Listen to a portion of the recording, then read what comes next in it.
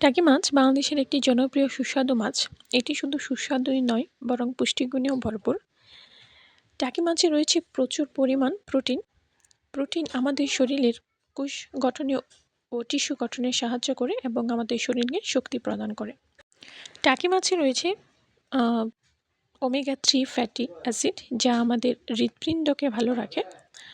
Omega 3 acid আমাদের রক্তচাপ নিয়ন্ত্রণ করে এবং হৃৎপিণ্ডের রোগের ঝুঁকি কমায়।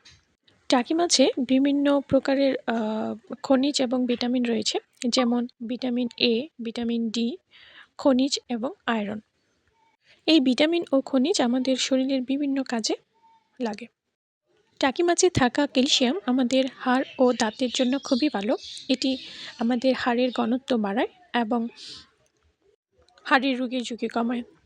টাকি মাছের ভর্তা তো খুবই